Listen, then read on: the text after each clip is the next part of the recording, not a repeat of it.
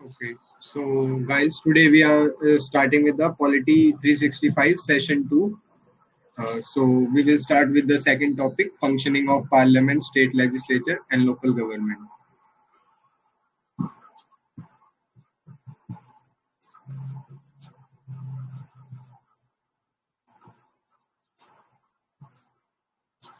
तो इसमें first topic है declining productivity of parliamentary sessions. तो क्यों न्यूज में था? क्योंकि अभी जो मॉनसून सेशन हुआ था उसमें ऐसा है कि ये जो अभी मॉनसून सेशन था वो लोकसभा का थर्ड लीस्ट प्रोडक्टिव सेशन था और राज्यसभा का 8th लीस्ट प्रोडक्टिव सेशन था। तो इसलिए न्यूज में था। तो देख लेते जो सेशंस होते कैसे कैसे कंडक्ट होते क्या होता है। तो समनिंग जो है इसकी सेशंस की वो अंडर आर्टिकल 85 दी हुई है हमें। हाँ, अंडर आर्टिकल 85 दी हुई है। कौन समन करता है? प्रेसिडेंट करते हैं। और हाँ, और जो पावर है वो तो पार्लियामेंट के पास ही है। और लेकिन मतलब कब करना है हमें सेशन और फिर उसका डिसीजन कौन लेगा? ये CCPA मतलब cabinet committee on parliamentary affairs. और फिर उसको फॉर्मलाइज कौन कर देंगे? प्रेसिडेंट हमारे। तो मतलब इनका पार्लियामेंट्री जो हमारे सेशंस होते हैं इनका कोई फिक्स टाइम नहीं है, कोई कैलेंडर नहीं है। सिर्फ ऐसा है कि दे शुड मीट, मतलब ये कंडीशन है कि the gap between two sessions of the parliament can not exceed 6 months। तो उसमें एक ये कन्वेंशन है कि हमारे 3 सेशन रखता है पार्लियामेंट। बजट सेशन जो कि लॉन्गेस्ट होता है, फिर मॉनसून सेशन, फिर होता है विंटर सेशन जो कि शॉर्टेस्ट है। तो इन्होंने ग्राफ सा दिया हुआ है कि पहले जो थी पार्लियामेंट्री सिटिंग्स कितनी होती थी जब मतलब इंडिपेंडेंट हुए थे हम, और उसके बाद से अब घटकर कितनी कम हो गई है। तो ये दिखा रहे हैं। तो इससे रिलेटेड कुछ टर्म्स देख लेते हैं, जैसे एडजर्नमेंट। तो एडजर्नमेंट जो हमारा टर्म है इसका क्या मतलब होता है कि एक ये टर्मिनेट कर देता है पार्लियामेंट की सिटिंग को विद अ फिक्स टाइम। मतलब जो हमारे स्पीकर होते हैं वो करते हैं एडजर्न, उनके पास ये पावर होती है एडजर्न करने की। और वो जब भी ये एडजर्न करेंगे उसके बाद एक फिक्स टाइम के बाद मतलब ये दोबारा से सिटिंग कंटिन्यू होगी। फिर उसी के बाद एक ये टर्म आती है एडजर्नमेंट सीने डाई। ये क्या होता है कि अगर इसमें एक बार टर्मिनेट हुई सिटिंग तो फिर वो इनडेफिनेट टाइम के लिए है, उसमें कोई टाइम नहीं बताया जाता कि ये दोबारा से कंटिन्यू कब होगी। लेकिन ये वाली जो पावर है ये भी हमारे स्पीकर के मतलब प्रिसाइडिंग ऑफिसर के पास ही है। फिर तीसरा है प्रोपेगेशन। ये वाली जो पावर है प्रेसिडेंट के पास है। इसमें क्या होता है कि जो हमारा पूरा सेशन है वही एंड हो जाता है, सिर्फ सिटिंग एंड नहीं होती, पूरा का पूरा सेशन ही एंड हो जाता है। और प्रोरोगेशन के बाद क्या आना चाहिए? मतलब प्रोरोग अगर एक सेशन एंड हो गया उसके बाद हमें दोबारा शुरू करना है तो उसको क्या बोलते हैं?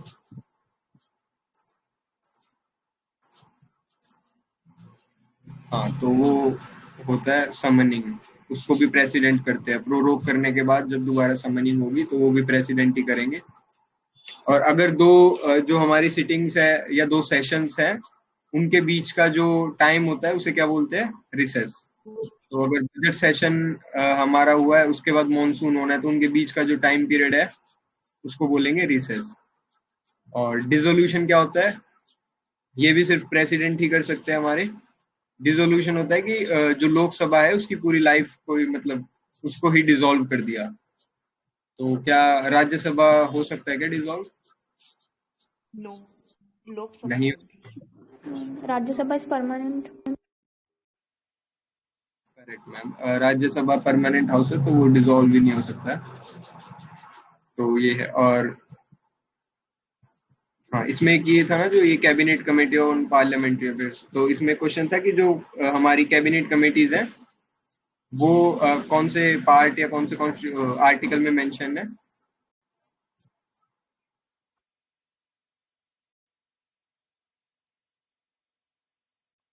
तो वो कॉन्स्टिट्यूशन में ही मेंशन नहीं है।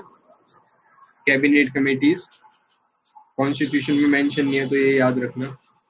अच्छा, जो ये वाली जो है ना इसमें से तीन मतलब थोड़ी बहुत इंपॉर्टेंट है कैबिनेट कमिटीज, उसमें से जो ये पार्लियामेंट्री अफेयर्स है इसे हेड कौन करता है?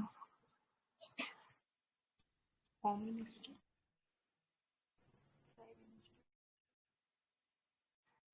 होम मिनिस्टर जो है हमारे, वो हेड करते हैं पार्लियामेंट्री अफेयर्स को।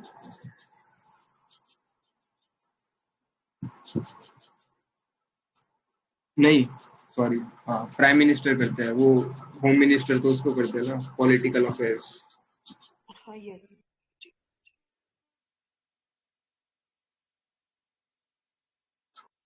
हाँ, तो आगे चलते इसमें।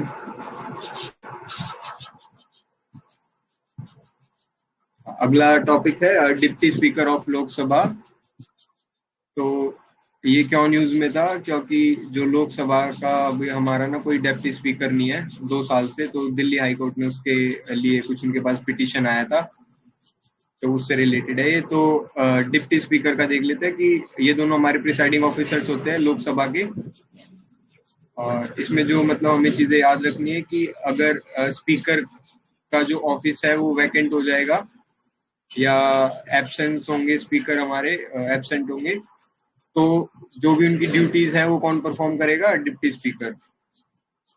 तो ये दो आर्टिकल है इससे रिलेटेड, एक तो आर्टिकल 94, एक आर्टिकल 93। तो आर्टिकल 94 क्या बोलता है हमारा कि जो स्पीकर होंगे वो हमारे रिजाइन करेंगे from his office by writing to the deputy speaker. अच्छा, अगर डिप्टी स्पीकर को रिजाइन करना हो तो वो किसको देंगे अपना लेटर?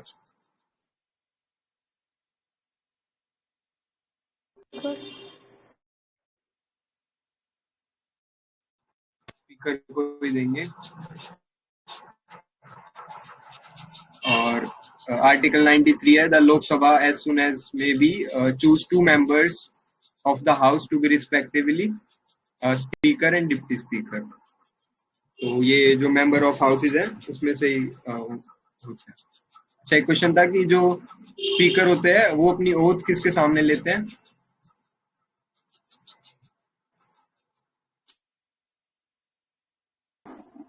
प्रेसिडेंट के सामने ना। मतलब ऐसे कोई सच कोई स्पीकर की कोई ओथ नहीं होती, वो मेंबर ऑफ पार्लियामेंट वाली जो ओथ होती है वही उनकी ओथ मानते हैं। स्पीकर की कोई ओथ है नहीं। तो स्पीकर का जो ओथ होता है, मतलब स्पीकर का स्पेसिफिक ओथ नहीं है, वो नॉर्मल जो मेंबर है वही लेते हैं। बट इनका एक अलग केस होता है कि ये प्रेसिडेंट खुद इसको ओथ दिलवाते हैं ना, मेंबर वाले ही जो भी है। मेंबर ऑफ पार्लियामेंट को सबको वही ओथ दिलवाते हैं। तो ये हमारे ना, ये इसमें रूल्स ऑफ प्रोसीजर में कुछ लिखा है। तो एक तो रूल 8 है कि जो डिप्टी स्पीकर के जो इलेक्शन होंगे ना उसकी डेट कौन फिक्स करेगा? स्पीकर। और अपने जो स्पीकर है उसकी डेट कौन फिक्स करता है? प्रेसिडेंट। प्रेसिडेंट।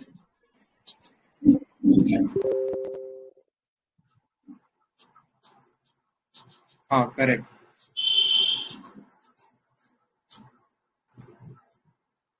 हाँ करेक्ट, प्रेसिडेंट करता है उसकी डेट फिक्स। और दूसरा जो है कि जो अपने 10 पैनल ऑफ चेयरपर्सन नॉमिनेट करेगा स्पीकर, जो कि अगर स्पीकर भी एब्सेंट है और डिप्टी स्पीकर भी एब्सेंट है तो उनमें से एक जो होगा वो फिर मतलब वो सब संभालेगा हमारा। तो ये है इसमें। हाँ, और नो टाइमलाइन ऑन इलेक्शन, मतलब इनके इलेक्शन के लिए कुछ ऐसा कोई टाइम फिक्स नहीं है, कब होंगे कैसे होंगे। तो ये अंडर आर्टिकल 93 के अंदर ऐसा लिखा है। तो ये लिखा हुआ है कि president fixes the date for election of speaker और speaker fixes the date for election of deputy speaker. तो जो 11th लोकसभा हुआ था हमारा, उसके बाद एक कंसेंसस बन गया है कि जो स्पीकर होंगे वो तो रूलिंग पार्टी से होंगे, डिप्टी स्पीकर जो होंगे वो अपोजिशन पार्टी से होंगे। तो ये चीज याद रखना कि ये सिर्फ एक कंसेंसस है। और इनका टर्म ऑफ ऑफिस क्या होता है दोनों का? वही जो लोकसभा का होता है, मतलब 5 years। अच्छा, तो स्पीकर जो होते हैं he can remain in the office even after the life of Lok Sabha. तो ये क्या स्टेटमेंट ट्रू है क्या?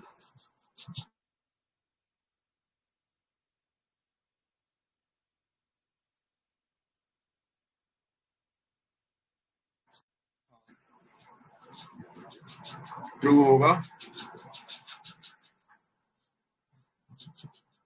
तो उसके बाद एक जब नया सेशन मतलब जब नया लोकसभा आएगा तो उसके बाद एक प्रोटम स्पीकर आएंगे अपने, जिसको प्रेसिडेंट ही अपॉइंट करेंगे, और फिर वो प्रोटम स्पीकर के बाद फिर दोबारा से इलेक्शन होंगे, फिर वो स्पीकर आएंगे, फिर डिप्टी स्पीकर आएंगे उसके बाद।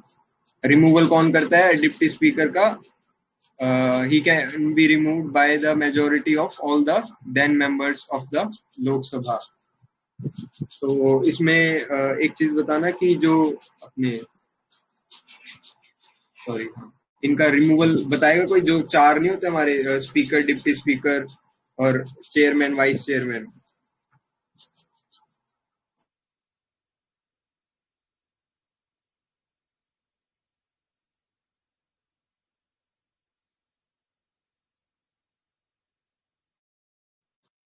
तो क्या होता है कि जो हमारे चेयरमैन है राज्यसभा के, वो तो अपने वाइस प्रेसिडेंट ही होते हैं।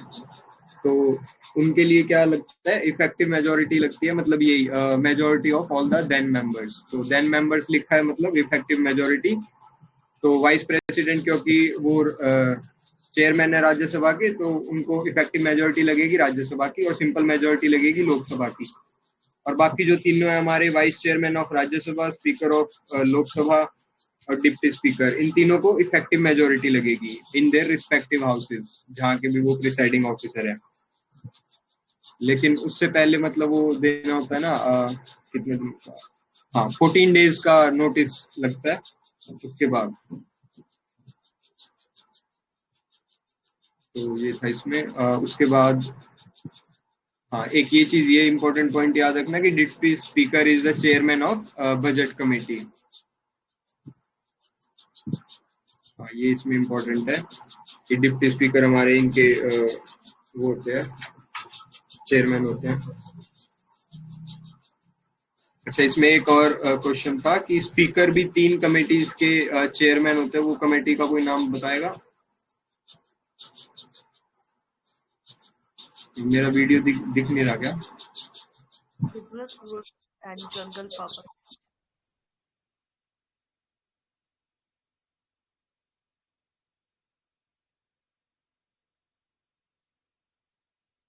मैं और एडवाइजरी, रूल्स वाली और जनरल पर्पस, ये 3 के हेड होते हैं चेयरमैन। तो आगे चलते हैं। ये अच्छा एक क्वेश्चन भी था इसमें कि हमारे फर्स्ट स्पीकर कौन थे लोकसभा के? जीवी मावलंकर। करेक्ट मैम, जीवी मावलंकर थे। तो इसमें ये वाला रह गया एक कि वाइस प्रेसिडेंट जो है इंडिया के, वो एक्स ऑफिशियो चेयरमैन होते हैं राज्यसभा के, और जो डिप्टी चेयरमैन है राज्यसभा के is a constitutional position created under article 89। तो डिप्टी चेयरमैन है जो राज्यसभा के, वो राज्यसभा के मेंबर्स में से सिलेक्ट होंगे, और एक ये आर्टिकल 178 है जो कि इलेक्शन ऑफ स्पीकर और डिप्टी स्पीकर के लिए बताता है in legislative assembly of states. तो सबसे पहले जो स्पीकर का ये ओरिजिन हुआ था इस पोस्ट का, ये कब हुआ था? 1921 बाय द एक्ट ऑफ, वो 1919 वाला एक्ट आया था ना, मोंटेगू चैम्पल रिफॉर्म्स वाला। उस टाइम इसको शायद प्रेसिडेंट के नाम से बोलते थे इस पोजीशन को। तो ये था इसमें। और अब नेक्स्ट टॉपिक है पब्लिक अकाउंट्स कमेटी।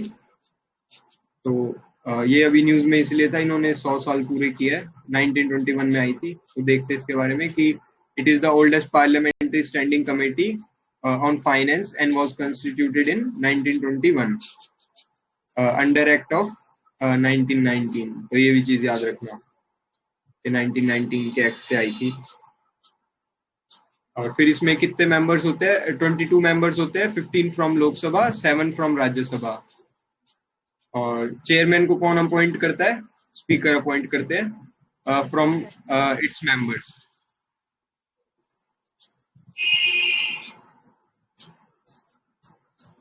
हाँ तो ये अपने स्पीकर अपॉइंट करते हैं। तो 3 कमेटीज है हमारी जो फाइनेंसेस देखती है गवर्नमेंट के अंदर। एक तो ये पब्लिक अकाउंट्स कमेटी थी, फिर एस्टिमेट्स कमेटी और कमेटी ऑन पब्लिक अंडरटेकिंग। तो तीनों इंपॉर्टेंट है, ये PYQs में भी कई बार आई है। तो इसमें देखते हैं कि जो सबसे पहले तो ये बनी थी अपनी 1921 में, उसके बाद एस्टिमेट्स कमेटी बनी थी 1950 में, और फिर ये अंडरटेकिंग्स वाली बनी थी 1964 में। तो ये तीनों चीज याद रखना कि पहले कौन सी बनी, मतलब ऐसा सीक्वेंस टाइप। अब फिर उसमें तो कितने मेंबर्स है, 22 मेंबर्स है, 15:7। इसमें कितने मेंबर्स है, पहले 25 थे ओरिजिनली, फिर बाद में उसको 30 मेंबर्स कर दिया गया। तो ये जो एक इसमें जो एस्टिमेट्स कमेटी में अलग चीज है कि इसमें जो 30 के 30 मेंबर्स है वो सिर्फ लोकसभा से होंगे, और जो चेयरमैन ऑफ द कमेटी है वो अगेन स्पीकर ही अपॉइंट करेंगे।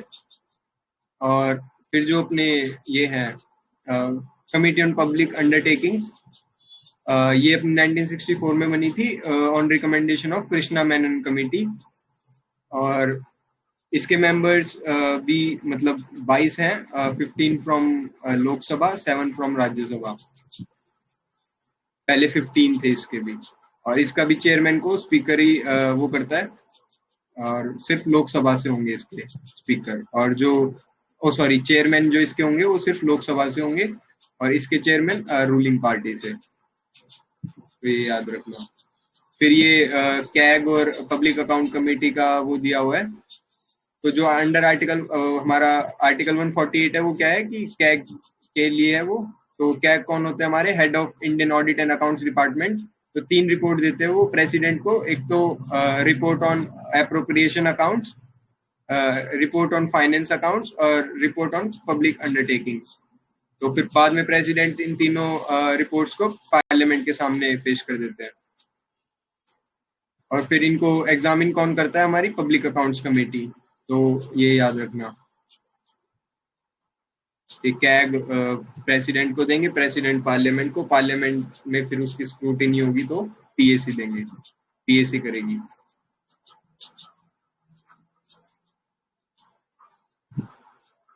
हाँ, तो इसके जो फर्स्ट प्रेसिडेंट थे पब्लिक अकाउंट्स कमेटी के, वो थे BM हेले, और भूपेंद्र नाथ मित्रा इसके फर्स्ट इंडियन प्रेसिडेंट थे। लास्ट कौन थे बिफोर इंडिपेंडेंस, लिकायत अली खान। तो ये फैक्ट्स है कुछ, तो ये भी देख लेना।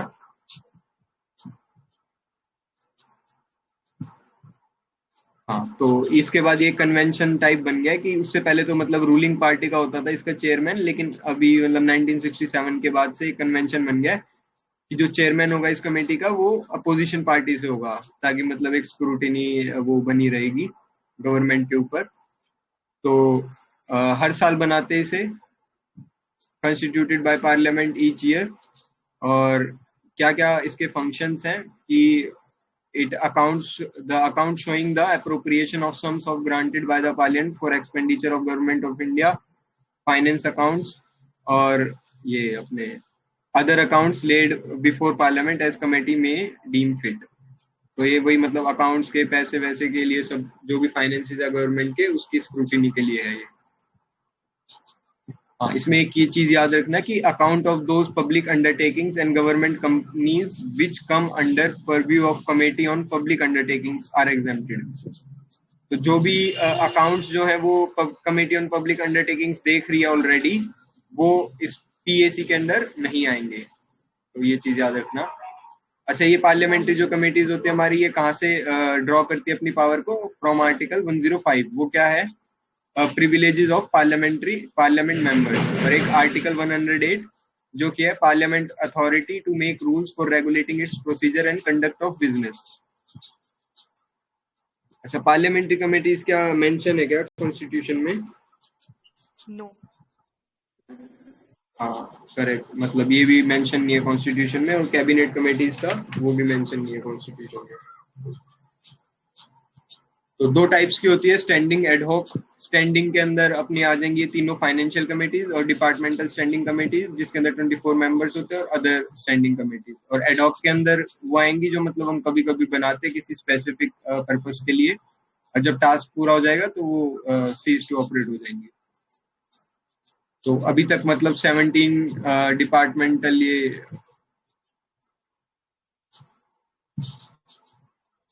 हाँ, अभी तक 17 ये सेटअप किया पार्लियामेंट ने।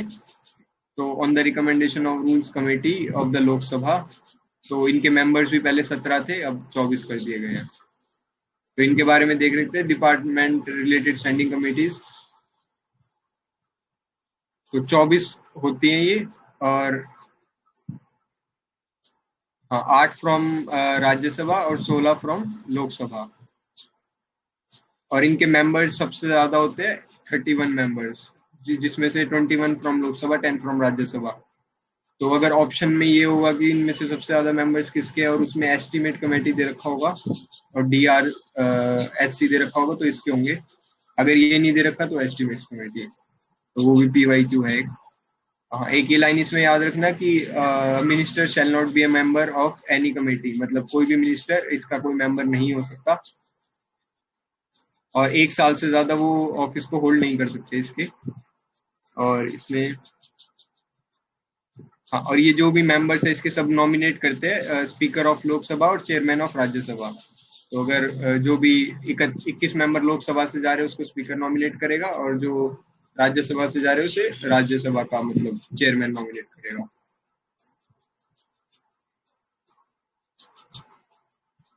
फिर इसमें अगला क्वेश्चन है ये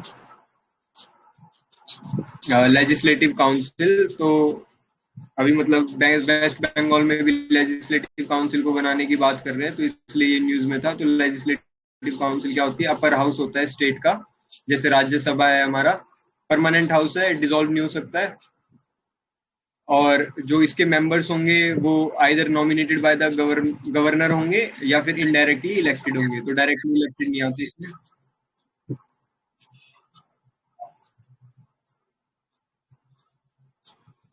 हाँ, और इनका टर्म क्या होगा? 6 इयर्स इनका टर्म है, और एवरी 2 इयर्स में 1/3 ऑफ द मेंबर्स रिटायर हो जाएंगे और उनके इलेक्शन मतलब दोबारा से वो आएंगे, नए मेंबर्स आएंगे।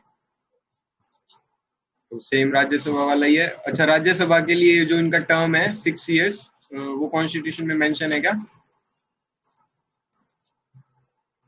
नो, वो कॉन्स्टिट्यूशन में नहीं है। मेंशन नहीं है, कॉन्स्टिट्यूशन में मेंशन नहीं है राज्यसभा।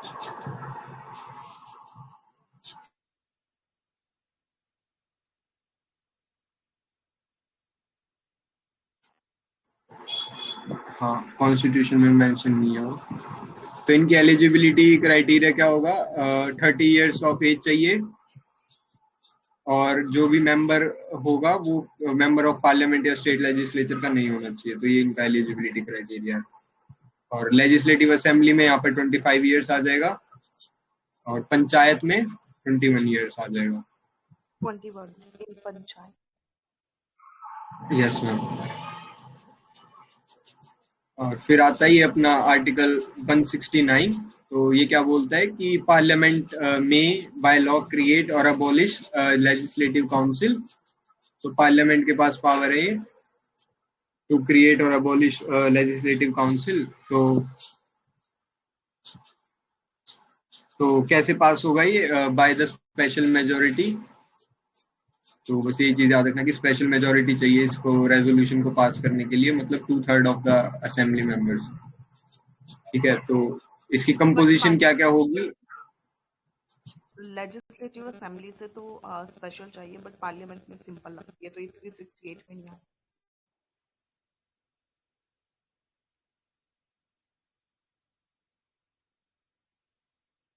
बोला मैम। आई एम सेइंग कि जब काउंसिल क्रिएट करनी होती है ना, तो काउंसिल क्रिएट करने के लिए लेजिस्लेटिव असेंबली में तो उसे स्पेशल मेजोरिटी से पास करना होता है, लेकिन पार्लियामेंट में उसे सिंपल से करना होता है। तो क्रिएशन ऑफ और एबॉलिशन जो होता है ये लेजिस्लेटिव काउंसिल का, it doesn't come under article 368।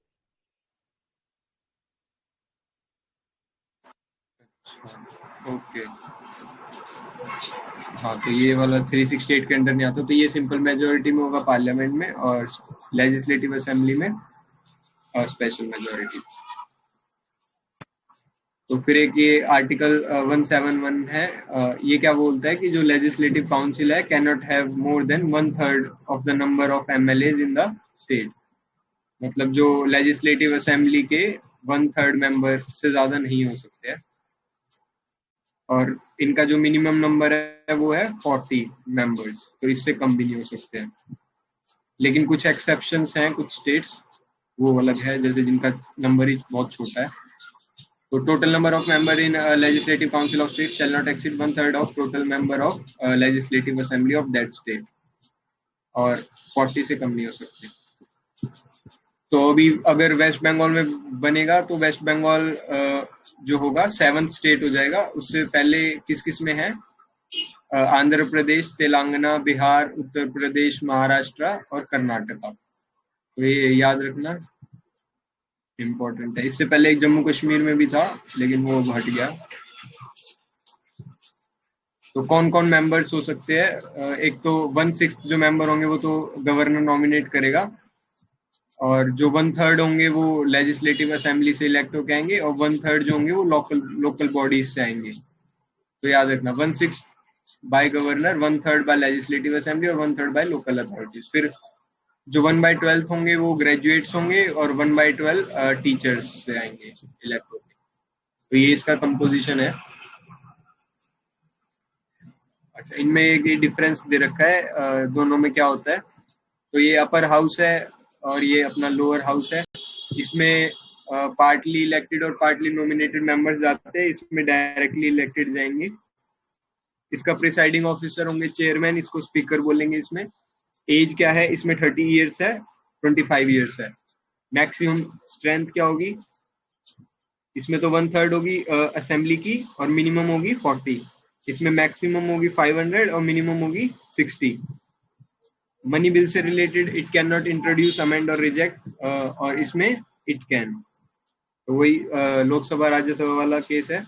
Budget can discuss but can not vote, और इसमें vote on demands is the exclusive privilege. मतलब ये वाली जो वोटिंग वाली जो राइट्स है वो सिर्फ लेजिस्लेटिव असेंबली के पास है। और इलेक्शन ऑफ प्रेसिडेंट में तो इट कैन नॉट पार्टिसिपेट, और इसके सिर्फ elected members of the assembly और यूनियन टेरिटरीज जो दिल्ली और पुडुचेरी है, सिर्फ ये दोनों पार्टिसिपेट कर सकते हैं। और इम्पीचमेंट में कौन पार्टिसिपेट करेगा?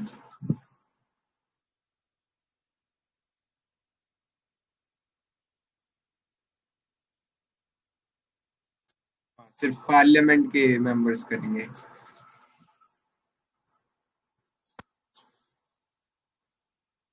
फिर हाँ,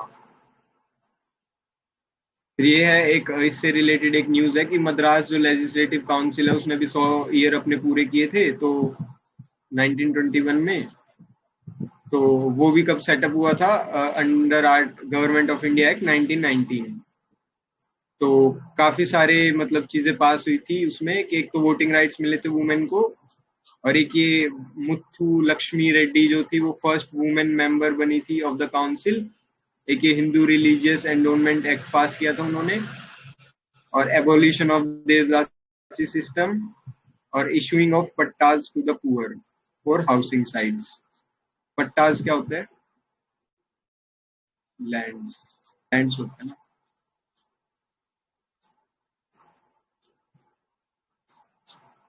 हाँ, तो इन्होंने बताया हुआ है कि ये मतलब कहाँ से आया था ये बाइकैमरलिज्म का कंसेप्ट, तो 1919 से आया था। तो इसमें क्या किया था कि प्रोविंशियल डायरेक्टरी को इंट्रोड्यूस कर दिया था।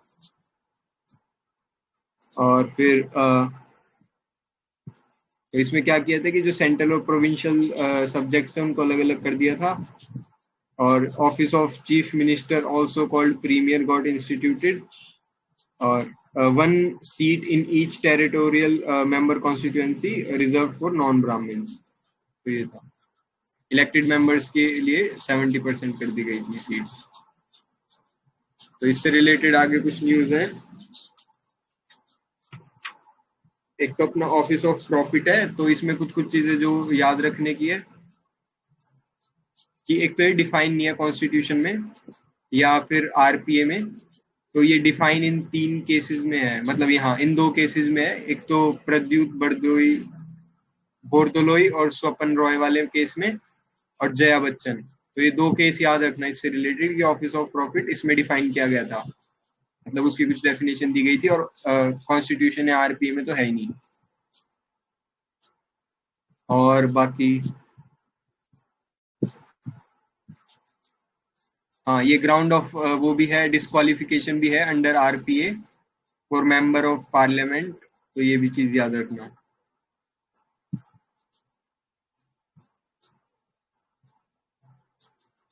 और ये इसमें बताया हुआ है कि ऑफिस ऑफ प्रॉफिट क्या होगा, तो इसमें 4 ये चीजें बताई थी कि, तो ये देख लेना मतलब कि क्या क्या पावर्स है और कहाँ कहाँ अगर अपॉइंट होंगे तो क्या होगा। फिर सस्पेंशन ऑफ एमपी है, तो अभी 12 मेंबर्स सस्पेंड कर दिए गए थे राज्यसभा से फॉर द एंटायर सेशन, तो उससे रिलेटेड है। तो ये भी हमारा कॉन्स्टिट्यूशन में मेंशन नहीं है सस्पेंशन के बारे में, ये हमारा रूल्स में मेंशन है राज्यसभा के। तो वो बताता है कि suspension of member from the parliament, तो अभी तक मतलब 13 टाइम्स यूज हो चुका है ये जो हमारा रूल है। और जो रूल 256 है ये, हाँ, इसमें चेयरमैन के पास क्या पावर होती है कि name a member who disregards the authority of the chair and abuses the rules of the council by persistently wilfully obstructing the business therefor. तो कोई भी अगर मतलब बीच में ऐसा बाधा टाइप बनेगा तो उसे सस्पेंड कर दिया जाएगा। तो member so named may be suspended for a period not exceeding the remainder of the session, or the council may at any time on motion being made resolve that such suspension be terminated. So उसको दोबारा से बुला भी सकते हो। फिर expansion of council of ministers, तो जो council of ministers है अपना, ये भी एक constitutional body है। तो क्या है कि इन्होंने पहले इसमें मतलब 70 के करीब मेंबर्स आते हैं, अभी इन्होंने इसको बढ़ा के 77 कर दिया। तो 19 फर्स्ट अमेंडमेंट एक्ट हुआ था हमारा, तो उसमें इंट्रोड्यूस किया गया था आर्टिकल 75 क्लॉज 1A। तो उसमें ऐसा बोला गया था कि जो हमारे काउंसिल ऑफ मिनिस्टर्स है, they can not exceed more than 15% of the number of MPs in the Lok Sabha. तो उनका जो भी 15% स्ट्रेंथ है उससे ज्यादा नहीं हो सकते। और वो था ना 10% जो है वो किसके लिए चाहिए, अपोजिशन लीडर के लिए, और 15% इसके काउंसिल ऑफ मिनिस्टर्स। तो इसके अंदर ये मतलब क्लासिफाई किया गया है 3 चीजों में, एक तो cabinet ministers, ministers of state and deputy ministers based on British parliamentary conventions. तो ये है इसमें। और जो काउंसिल ऑफ मिनिस्टर्स होते हैं हमारे, उनको कौन अपॉइंट करता है?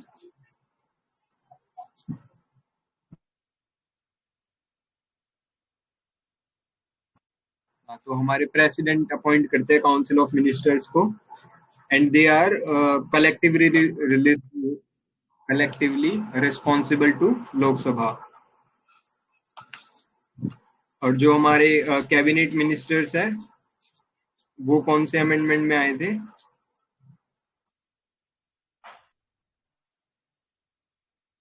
42 ना, 42 CA 1976। 44 में मैम आए थे, 44 में। 352 में ऐड हुआ था जो 352 आर्टिकल। Yes ma'am. तो उसके बाद अगले पे चलते हैं कि ये रिलेटेड है शेड्यूल ट्राइब्स ऑर्डर, ये एक्ट आया अभी एक नया 2021 में, उससे रिलेटेड है। तो जो हमारा पार्ट ये 18 है कॉन्स्टिट्यूशन का,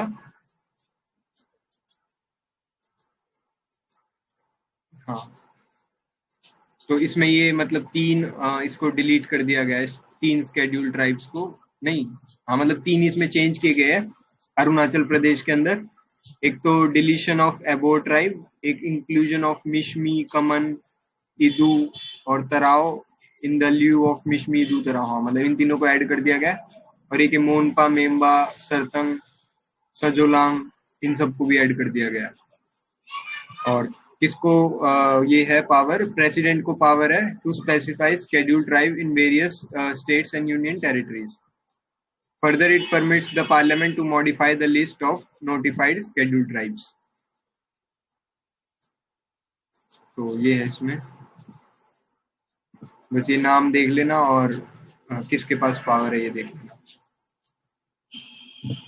तो अगला है ये रिपीलिंग अ लॉ से रिलेटेड। तो government recently announce the 3 contentious farm law to be repeal. तो 3 जो भी फार्म लॉ रिपील हुए थे तो उसकी पावर देखते हैं।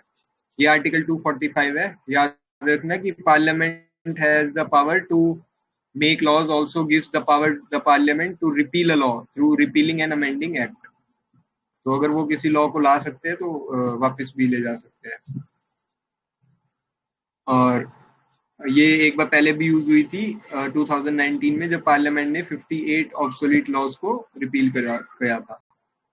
एक ये सनसेट क्लॉज के नाम से एक चीज है। तो ये क्या होता है कि हाँ, तो अगर कोई लेजिस्लेशन आया है, हर एक जो लेजिस्लेशन होगा उसमें एक सनसेट क्लॉज होता है, मतलब इस टाइप का कि आफ्टर अ पर्टिकुलर डेट तो ये मतलब एग्जिस्ट नहीं करेगा ये लॉ। तो जैसे कि जो एंटी टेरर लेजिस्लेशन था, ये टाडा था, और इसमें भी सनसेट क्लॉज था, जिसमें ऐसा था कि मतलब इस पर्टिकुलर डेट के बाद ये वाला जो अपना लेजिस्लेशन है ये वर्क नहीं करेगा, तो उसको बोलते हैं रिपीलिंग अ लॉ। तो ये चैप्टर 2 खत्म हो गया। तो नई रिकॉर्डिंग लगा दूंगा। Thank you guys for attending this session. तो नेक्स्ट सेशन में हम 3rd वाला करेंगे।